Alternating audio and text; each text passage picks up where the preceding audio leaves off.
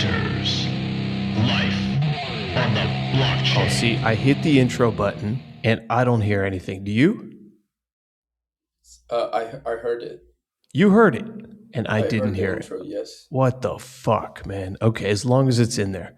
I swear to God, man, I use Zencaster and I always reboot this Mac before I do it because I've had issues and like I never know what to expect, man. I've had say again? Have you rebooted this time? Always, man. I don't play around. But then it always tries to fuck me somehow. Like, I don't know. The worst thing, man, like with this whole podcasting thing, and I don't know what I'm doing, is like when you're mid podcast and then like my power's gone out or something's gone wrong with the connection, and then like trying to mash it up and like it's the biggest pain in the ass. But is it solvable? Sometimes, yeah. Sometimes I've just kind of had to scrap it. And, you don't want to talk about the same stuff for like 30 minutes. So I have some that are like just unrecoverable, just in the graveyard. I don't know what to do. But, overall it's good. So welcome back to Bounty Hunters. Fuck, that's a weird intro because I couldn't hear my music that gets me pumped. Welcome back to Bounty Hunters. We are sponsored by no one. Everyone pulled their sponsorships, or else I wasn't getting paid anyway, so I stopped sponsoring. So I'll just shout my own company in here, Grego AI, where we hunt all the bugs with the best AI out there.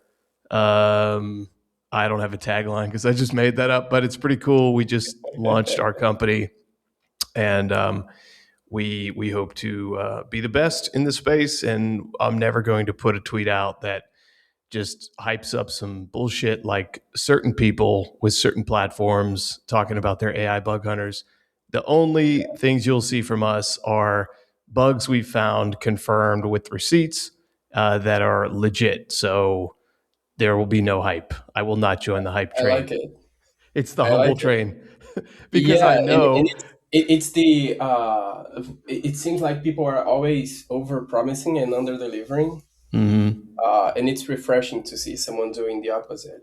I can't stand it. It pisses everyone off. And look, I've been through business school. I've been through all kinds of marketing, this and that. I get it. I understand it. However, I'm not going to play that game. I just don't want to do it. So we're going to remain humble Chads and humble AI. Should rename it humble AI.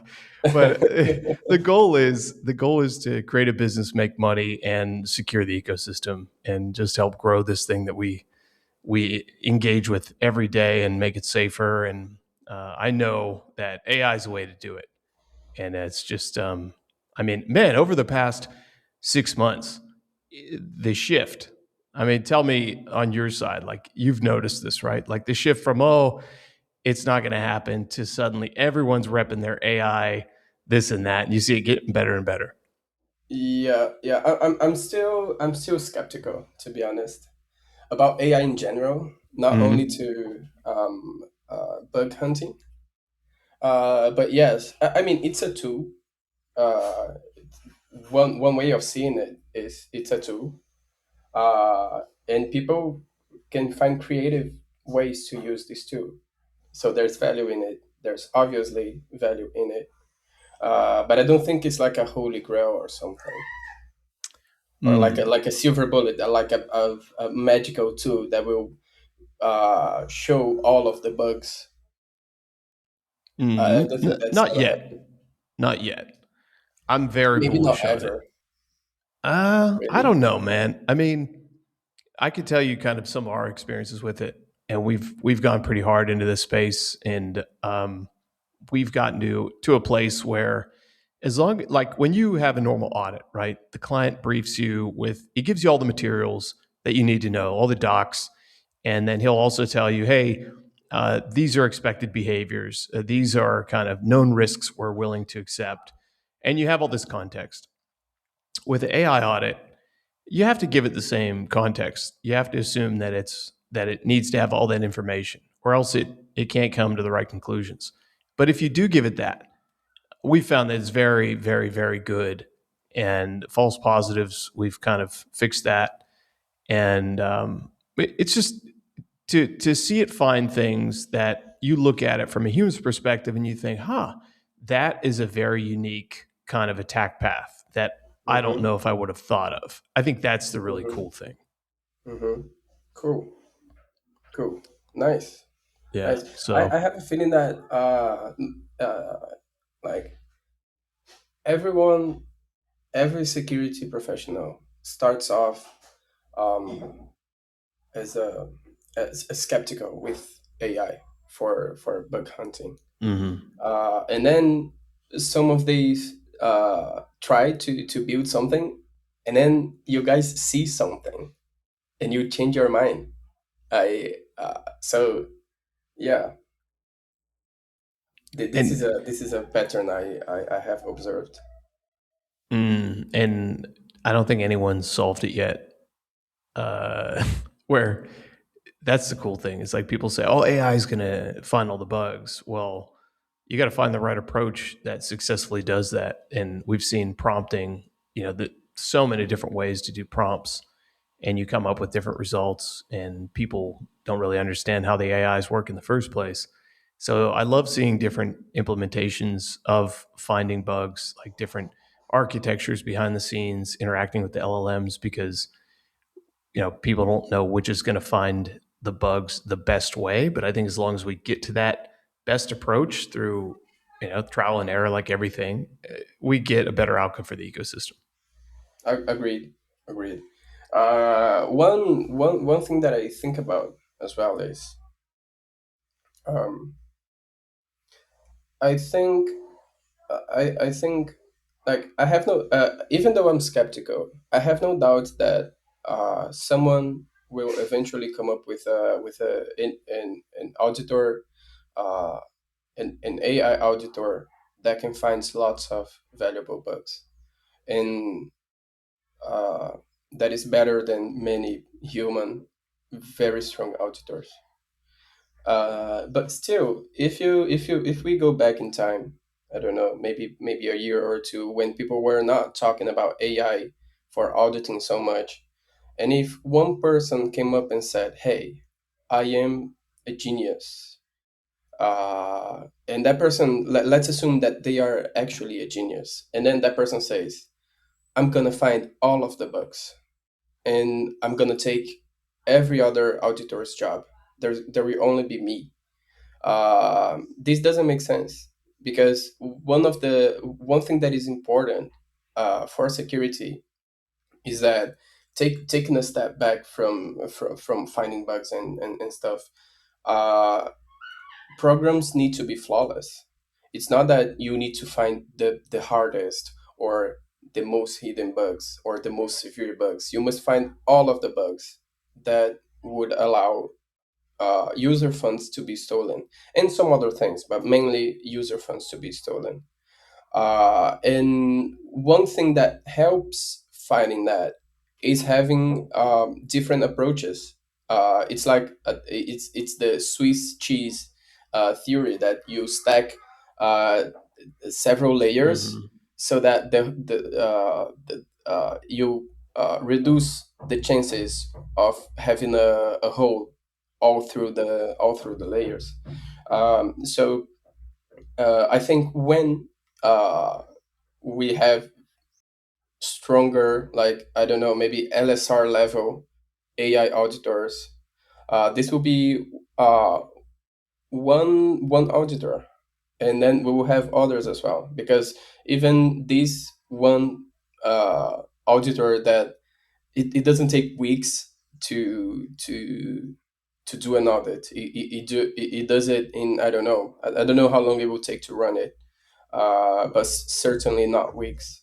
And it will probably not cost as much as a human auditor, but it will miss bugs. I don't think it's reasonable to ever assume that any tool or any human would be able to find all of the bugs, Right. especially when you consider more complex systems, like systems that interact with one another, and systems that um, they are live in real time receiving user input and things like that. I think we really need like like an army, like several professionals and AIs and tools and everything that every resource that we can deploy to make sure that the system is safe, or the Yeah. systems are safe. The final boss is guaranteeing no bugs ultimately, Exactly. and if we could do that, that's the goal. But this kind of layered approach that you spoke about, and that's kind of the methodology that we're all going by. The flaw with that is these audits are priced like they're bug free, like they're guaranteeing a client a bug free outcome. If you charge $100,000 for an audit and then your contract gets hacked, well, the audit company is not liable. They said, hey, listen, we can't guarantee that we didn't find all the bugs. Like, well, dude, that's a lot of money that we just paid you from our limited amount of funds that we have here. And we thought it was like, you got everything. You're the top name. And when I heard stories like that, it really kind of pissed me off, because this is another thing that we're disrupting. Is I tell other auditors this, and I'm like, guys, this whole like where you can make LSR rates on a weekly basis, you won't be able to maintain that going forward. I'll guarantee you that AI auditing will bring that cost down when we could beat you on time and money and quality. No one's going to pay 20 grand a week. Like, those are the heydays of auditing, that unless you're guaranteeing a bug free contract, you can't charge that. It's nowadays it's just impossible. It's much different than it was 6 months ago, and certainly a year ago. Hmm. That's a good point. But if let's make a parallel here. Think about public companies, publicly traded companies. Every quarter, they get their financials audited by an accounting firm, um, and the rates that the partners from these accounting firms charge is like 10 times LSR rate. And Yep. do you think they guarantee that the audited numbers is correct? No, they don't. No, they don't. Because like we can, if we think at it from a product point of view, this is a bad product, because it should guarantee. It's not like if I'm an investor, if I have a company and I have other people running this company for me, uh, and I pay an auditor to make sure that the numbers that the people that are working for me, that the numbers that they are reporting are correct, and I pay, I don't know, $200,000 a week for a partner and his team to audit the financials, and I give them access to every number, every facility in my company. I want them to assure me to say, hey, these are, I am 100% sure that these numbers are correct, but they do not deliver that, and I think that's a bad product. But at the same time, I think this is a natural limitation. Uh, it's It's the I same will. thing. They're doing the same thing. They're giving what they call a clean opinion, as you know from Yep. your past experience. Yeah, I worked in banking a long time and dealt with that a lot. Where if a big four company says, "Hey, your books are good," it's a clean opinion, and it basically means they've got they've done all the research on their end, and they're like, "Hey, this looks pretty good, but there's no guarantees." Exactly. There's no guarantee, and every year we have several cases of fraud in publicly traded companies. So I think we can use this as a comparison. Every year we have big hacks on protocols on the blockchain. Even though many of these protocols have been audited before, many of these protocols had bug bounty programs before, and they get hacked. Even though honest and hardworking and intelligent auditors look at their code, but sometimes it's not completely flawless, and sometimes black hats find things. So yeah, I think I see this as the nature of the business. But I see it changing. There's no way it doesn't change. And I think it's much easier to use your like public company comparison. Imagine you worked for General Motors, right? And you're the CFO and you have to sign off on the financial statements and you have to do your own research. You have to reconcile everything and do the best of your ability and you get an audit firm and everything. But that is a massive corporation with, and here's the thing, with many, many humans involved and legacy processes. And you could just imagine, like, even if with AI that runs this whole thing, who knows how many things are paper invoices and this and that. So there's a lot of things that can just make it so it's not 100% accurate. Whereas on the blockchain, everything is digital. Everything is 18 decimal places.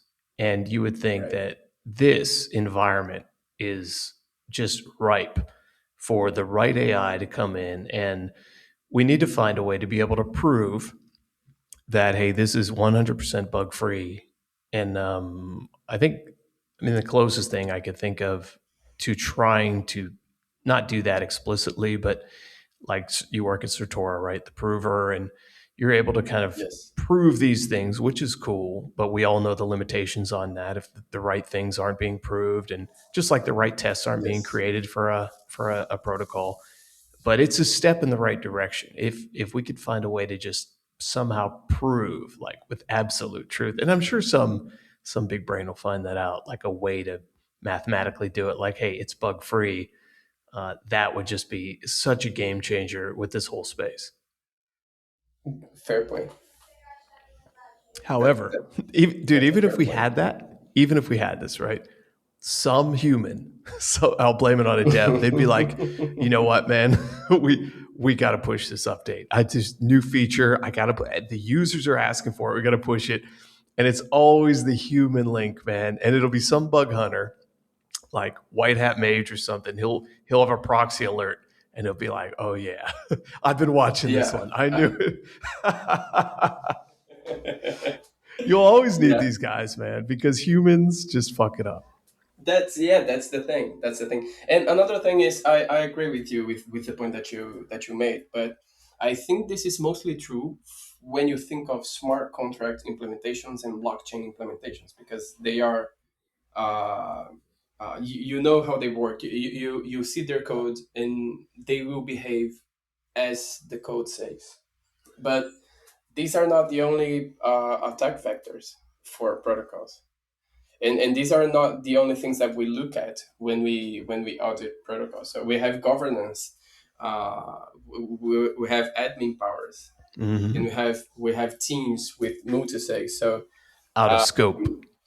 out of scope, yeah, but they can still cause loss of funds. Absolutely. Absolutely. I always think back to Tapioca DAO, audited by everybody. And then what happened? Private key compromise. Yep, yep, Uh, exactly, yeah. exactly. So how would an AI solve that? Oh, that's the thing. Yeah. Because you, Well, you, you though you need you, to have a human to sign a transaction. All right, unless Mhm. you might have an AI to review every transaction, but I don't know. I don't know. Are you I don't talking I like don't an think ongoing monitoring type thing? How would that solve it? Like ongoing security protections? Like if you had, like you said, a malicious I, transaction was signed? yeah, if we can, I don't know. I don't think that's a solvable problem, to be honest, Mhm. because I think the only way to ensure would be to take the authority away from humans, because humans can make mistakes and they will make mistakes. The So all right, caveat, you take the private key away from the humans. You store it in a safe AI, or let's assume we have a perfectly safe program right. uh, that you can speak to this program, ask this program to do things, and then they will do these things for you as long as it uh, like as long as it doesn't hurt users or something, as long as it doesn't make you lose funds or something. Why do I uh feel like we're a long but way from that? no, but I don't think that's a good, I don't think that's a good outcome. Why not? Trusting the AI? Losing your freedom. Yeah, You I you agree want with it, that. I want to operate myself. I want to make my transactions. I want to choose exactly what I do, when I do, and do it myself. Yeah, you want to make the decision, not the AI. Exactly. Yeah, and you may make a mistake, but hey, Exactly. yeah, yeah, and no, and and s- and I have this, and I'm more like, I'm picturing a persona. It's all like my 100% my personal opinion. I think I would, I'm always willing to change my mind. So who knows what will happen, what new products we will have in the future.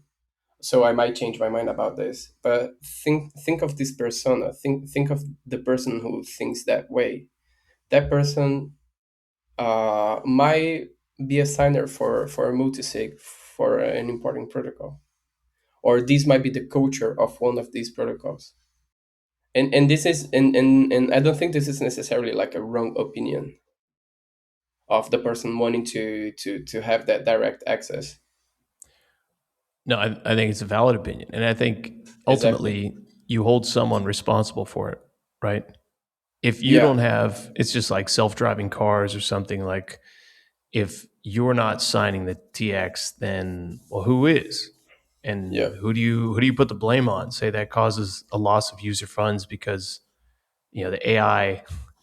I mean, God, we're not talking about right now. You see so many horror stories like, oh, Claude Code deleted my repo without asking or something like that. But I mean, you have to have some human as a responsible party. So ultimately, there's consequences that could be felt as a result of an action. If you just have an agent doing everything, uh, yeah, there's issues with that. Where's the Yeah, and repercussions? also, how do you ensure that your agent is safe? Like I have followed some accounts on X, that they are AI breakers. Like what they do is that they Hmm. figure out I way to love break those. AIs. Do you Yeah, follow me too. Pliny, the Liberator? Yeah, exactly. Oh, he's the This was the best. person that I was thinking about. Have you Hmm. seen what he did with Grok a few I months just saw ago? it. Yeah, That was yeah. crazy. That was He crazy. he He blows my broke mind. Grok. He broke Grok like 100%, like on. He breaks uh everything. He breaks them yeah. all. So can you really trust that, like, as your only layer of protection? Yeah, no way. Because if we are talking about AI, like a super powerful AI auditor, like, going back to where we started this part of the conversation, I think the summary is, yes, AI is a wonderful tool. We don't know. Uh, I think we think we will be able to eventually do wonderful things with it, even more wonderful things than we are able to do with it today. But it's not like it will replace human auditors entirely. I think the things will coexist, and Mm. depending on the market, we might have a smaller market for humans, Their depending on their the market, prices will come because, down. or not, because let's say that you can get rid of. All right, let's say that we only need humans to find super difficult bugs, extremely hidden bugs Hmm. that the AI cannot find, and those bugs that currently only top security researchers can find. If you are one of these top security researchers, uh, I don't think there's a reason for you to lower your rate, because from a protocol perspective, they need the code to be flawless. They cannot, like, it's not like, okay, I will use this AI tool. It will cover 99% of the possible bugs in my code. 99.9% of the possible bugs in my code. The protocols cannot afford to not have that 0.1% coverage. Mm-hmm. So they need that auditor, and that auditor who is still who covers the blind spots of the AI. In my view, that auditor is super valuable. Oh, absolutely. So Absolutely. that's my theory. I think it will become increasingly more difficult for new researchers and for the ones that have not developed their skills yet. And I think nowadays, like a year ago, I was trying to convince all of my friends to become a security researcher. I told them, hey, this is the best industry ever. I would tell them and try to convince them to become security researchers. It's hard in the beginning, but for smart people can the beginning is a short period. So if they hold on for a few months, they can become good security researchers, and then things get much easier. I was trying to convince everyone. Nowadays, when people come talk to me about it, I don't really I, I, I don't really incentivize them to follow. Like I help, I provide support, but if they ask me, like, do you think this is the right move? Nowadays, my answer is I don't know, Mm. because there are not as many contests as there was before. Um, there's more competition in I have a feeling that there are always more stories of auditors getting wrecked, of doing work, finding valuable things, and not getting paid for it. Mm-hmm. And I feel like all of these things are worse now than they were a year ago. And if we start getting stronger AI auditors, it will probably become even more difficult for this part of auditors that uh, they are still developing their skill set. So probably, Absolutely. Yeah. yeah, and this is something that is happening with software engineering as well right Mm-hmm. now. So Yeah, this this is is this is interesting. It's really cool seeing, if there's two different ways to look at this, I think. One is you're scared, and the other you see it as an opportunity. And maybe it depends if you're a pessimist or an optimist, but I look at everything like change and everything, especially having been in crypto so long, I'm used to this rapid change. I'm seeing the change in auditing and bugs and the contests and everything. And it's not what it once was, right? And is it still a place to make money? Yes, but it's been saturated a lot, and it's harder to get people to pay. And there's so many more challenges now. So you used to have to say, okay, well, this has been saturated, especially Solidity. How do you move to the next opportunity? Well, logically, I said, okay, well, AI looks like a strong player here, and we were able to come up with something. But I would also tell guys, like, just don't do what everyone else is doing, man. I mean, focus on some language. I would say, don't even do Solidity. Like, know how Solidity works, this and that, but use AI to your advantage, okay? And then look at things that maybe no one's looking at, or there's a few eyeballs on it. That's what I've always said, man. Like, I tell people my weird methods of finding bugs. Like, I grab a block in the blockchain and just look at transactions, because you could find things that aren't on bug bounty platforms that you'll still get paid for. Like, there's, I don't know what the number is, but it's millions and millions of contracts are out there. And that's just yeah, Ethereum. And they're on all these cool chains, and like, there's so many things to look at. Just don't go to ImmuneFi and just look at the protocols up there. Don't go to HackerOne. Just look, man. Just look around, and you'll find something. And if it's interesting to you, dive in. And if it's like a hard language or math intensive, man, do it. Use AI to help you with it and understand it, and maybe you find something. But you have to look at it as like it's a changing industry, and you either adapt or hit the road. There's nothing else I can tell you. agreed, 100%. Yeah, and also um, on this is I think there's a very valuable lesson in that, that professionally, like on a more almost personal level, I, since the start of my career, I have positioned myself as a generalist and a problem solver. So when I shifted gears 1.5 year ago to become a security researcher, um, it was I had never I I had never had any exposure to code, to any language. Hmm. But still, it felt like a natural move for me to go from doing corporate finance and doing management consulting, which sounds a lot different from security research, but it still felt like a natural move for me to go from that other place to security research, because I see myself as a problem solver and I try to solve difficult problems always. Hmm. Uh, and and when you do that, when you are that person, when you are a problem solver, there will always be problems to solve, and the more difficult the problem is, the lower number of people in the world that can solve that problem. So yeah, career advice: try to and be a generalist. well, and Position then yourself as a problem solver, solve difficult problems. and you have to And insert yeah, AI on that now. Like one this, hundred th- percent this yes. is so recent, man. Like we're still all adapting to this, and some are adapting faster than others.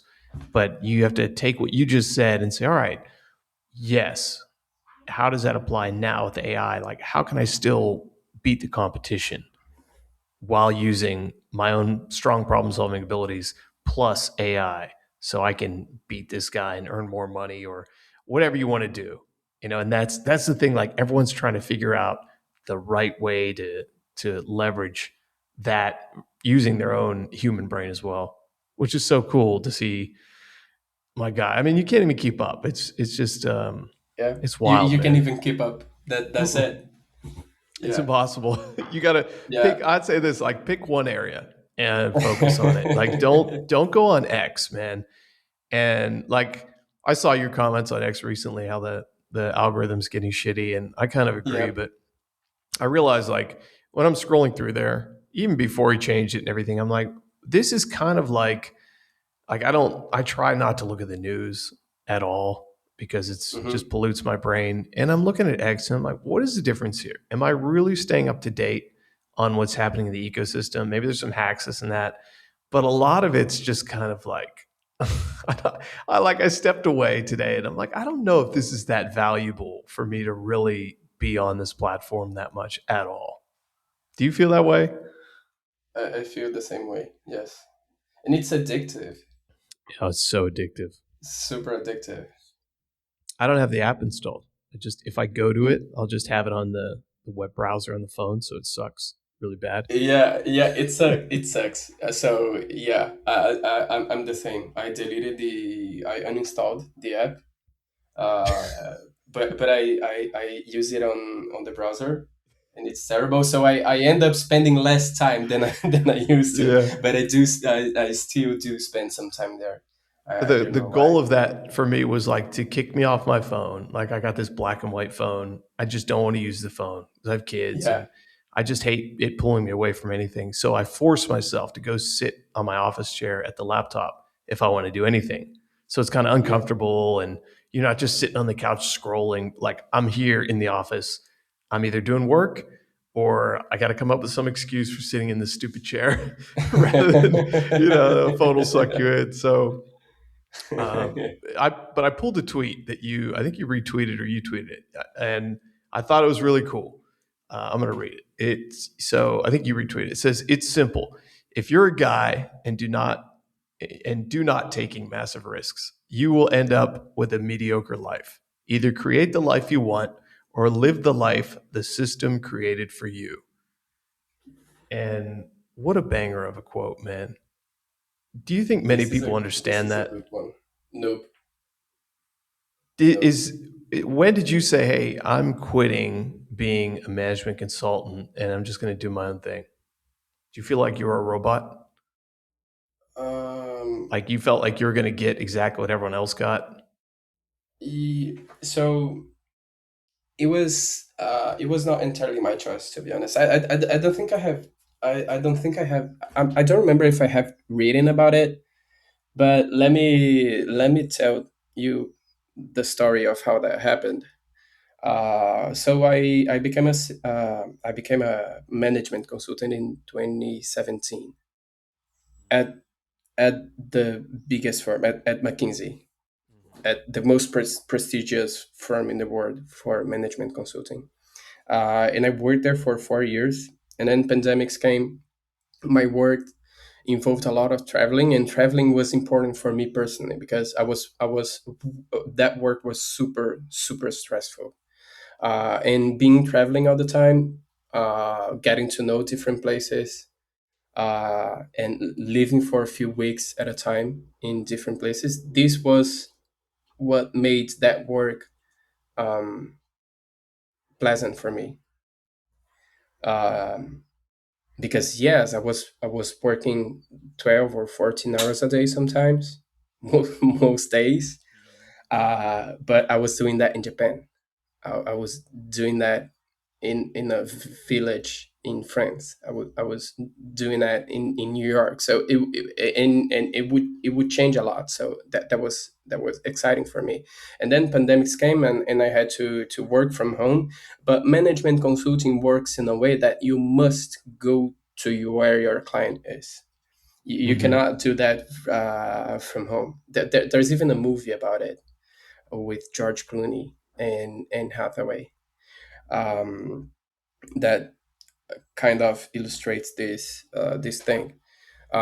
So I was on a country where the economy wasn't so good. So every problem, every project, every client in that country, they only wanted cost cutting projects and projects to lay off people. And this is not the type of thing that I enjoy doing. And McKinsey had a policy back then that people could not travel. So that was the only thing that was available for me. So I decided to quit, and then I became an independent management consultant. I had lots of clients and lots of people that I came to know throughout the years, colleagues, clients, and random people that I knew. So I had my clients, and then I became an independent management consultant, and I started traveling again and working for these clients when their countries travel restrictions allow. So I did that until 2024. Um, and by 2020, end of 2023, one of these clients, the client that had hired me like several times, these were all short-term projects, like a few weeks, 4 weeks, 6 weeks, 8 weeks. And there is one client that I had that I did several projects for them, and then we started discussing about me joining them full time. And this involved me moving to their country, and we had that aligned. And then by by early 2024, my wife got pregnant, and then I thought I don't want to move to their country anymore. So I spoke to them, and I said I don't want to move anymore. Does that work for you? Because if it did not work for them, I would probably move. And then I said, no, it's fine. It's okay. Don't worry. And then a few months later, uh, out of a sudden, I got a call with the CEO. Like I woke up. I was further west from them, so I was 4 hours ahead on the time zone. So I woke up. There was an email like at 6 in the morning with an invite for a meeting with the CEO at 9 in the morning. I joined the meeting, and the CEO said that I was fired, uh, because they have a new policy, and everyone must work from the office. They will not have anyone working remotely, and that's it. I have to go. Now let me ask you: did you say while you're on your severance, did you try to get more consultant jobs, or did you make the bug hunting switch? So that's so so two things happened. Yeah, I at first I thought, fuck, how am I gonna pay my bills? And I had a pregnant wife, like 6 months, or 5 or 6 months pregnant already. I went on searching mode. I started trying to think, what am I gonna do, and try to decide what am I gonna do. In So I considered getting a job, like a full-time job. And the way I do it is I go to my network, I go to the people I know and people that know me, because I think HR in general sucks. So really the best way to get a job is to speaking to people that know you professionally, that know that you are a good, strong professional. So I did that. I went to speak to my network.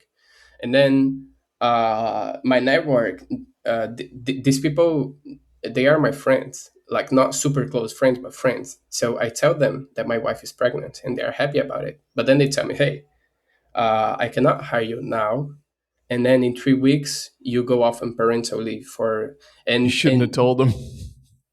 yeah. They don't give a fuck, man. It's all about the Yeah. dollar.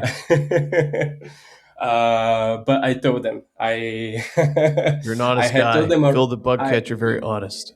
I learned my lesson. So, Yeah. but yeah, so that was not an option. What they told me is that, come speak to me again in 6 months after after your son is born, and you spend some time with him as a newborn, and then come speak to me again. So that was not an option for that time.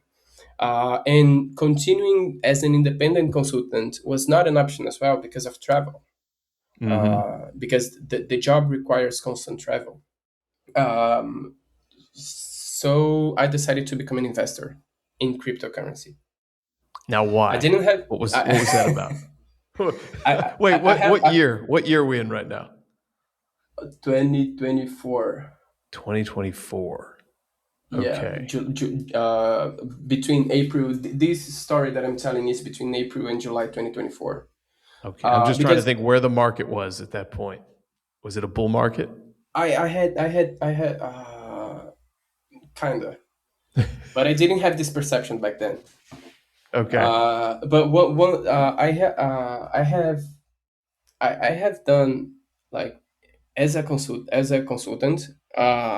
I have done lots of things related to trading, and quant trading, and things like that, and arbitrage things, all for TradFi. Uh, and I thought, I'm gonna do that for myself in Web3. So I started studying, and I thought, okay, I'm gonna build an arbitrage bot. I started this way, and I bought a scam course for like $500 about it. uh, and I had and it's a program. It's different in TradFi. This is not how this is done. You don't Right. necessarily Right. need to code your program. It's more like you design your strategy. And I have designed so many strategies, and strategies that I know that work because I designed them for my clients, and the clients made money with that, and they hired me again to improve it and to build new things. So this is something that I'm used to doing. uh, and then in Web3, it's much closer to the code. Like the code is at least as important as the strategy itself.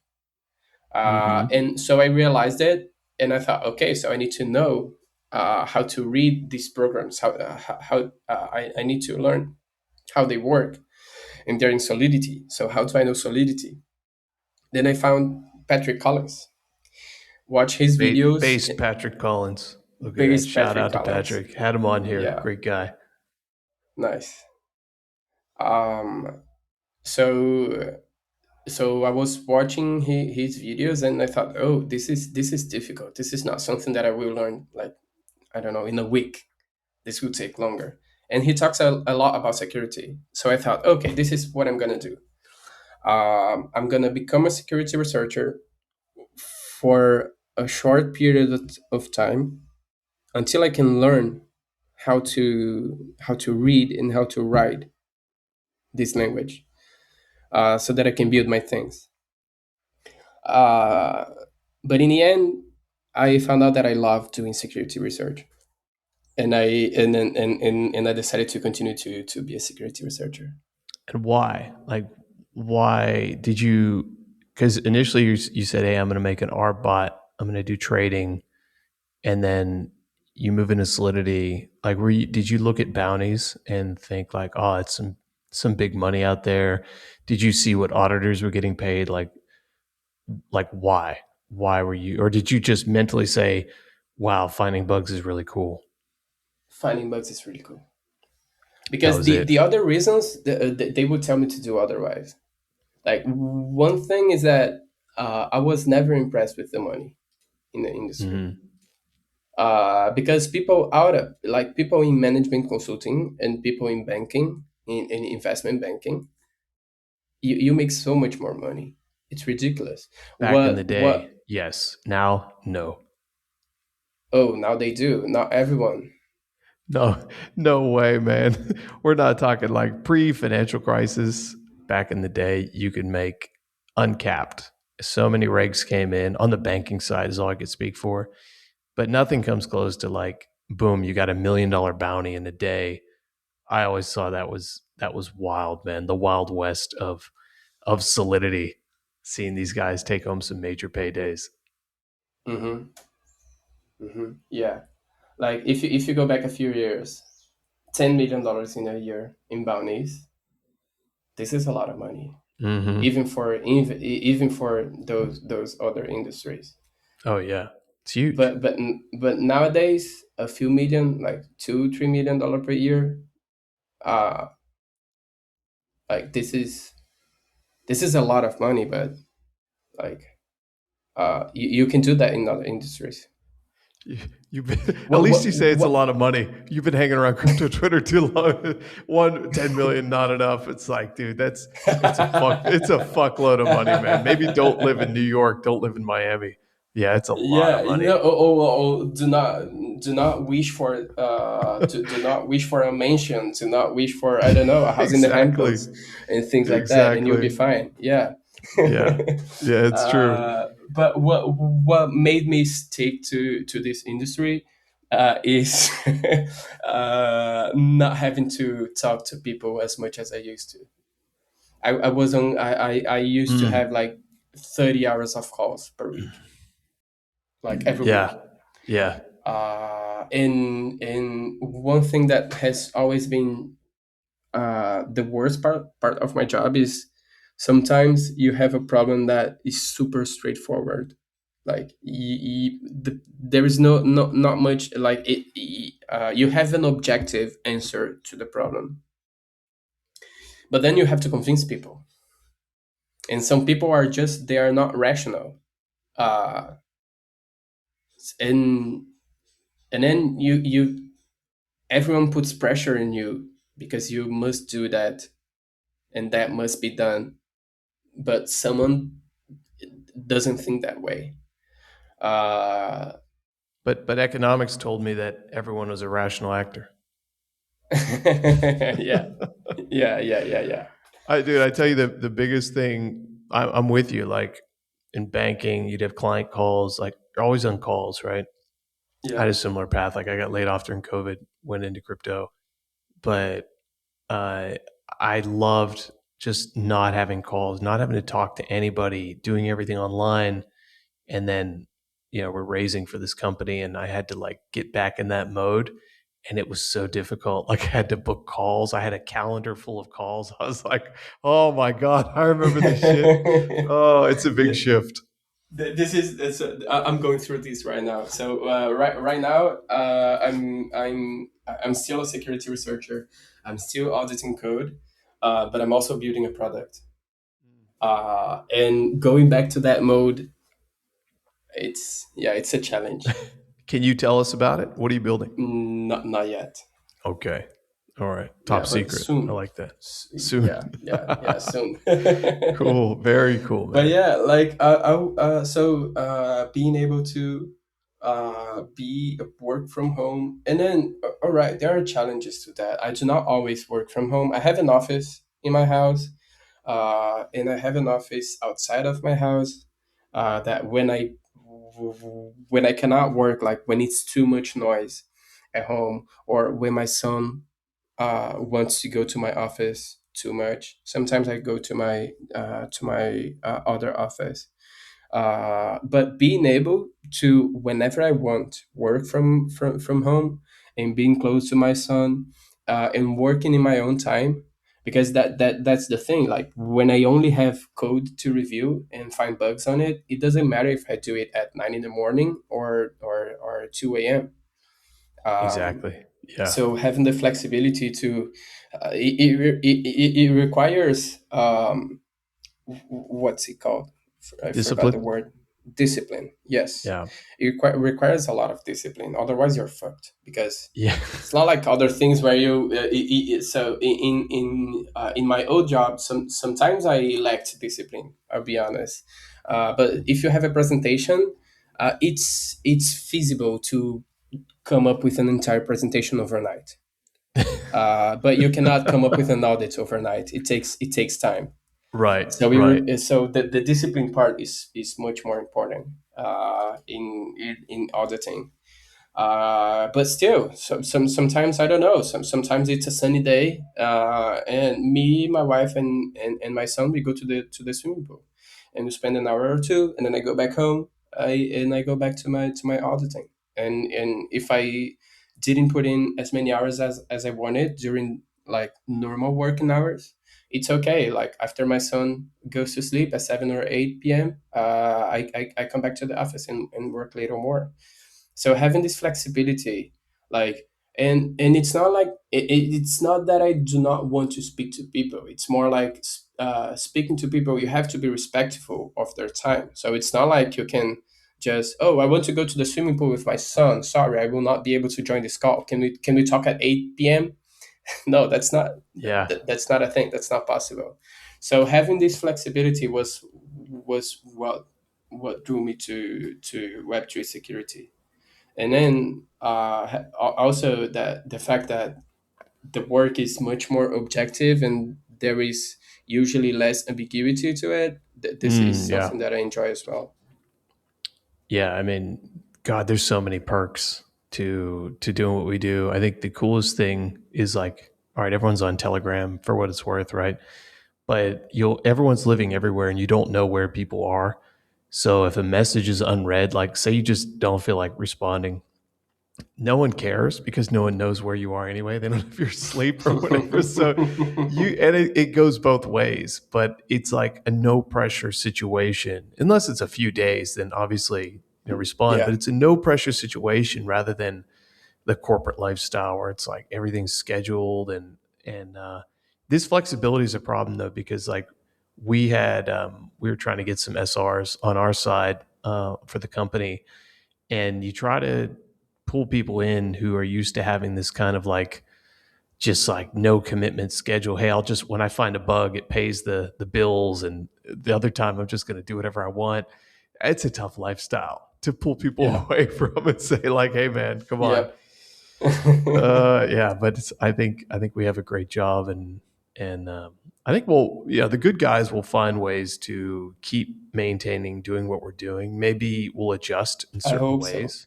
Yeah, I mean, smart guys will make it. The When you start seeing the lower hanging fruit completely wiped out, and new entrants having trouble coming in, there's always new innovations and new things that happen, and you just have to change with it. That's it.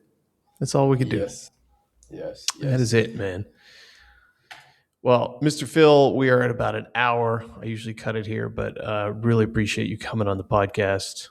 Fantastic to have you on. And we will see everyone next time on the blockchain.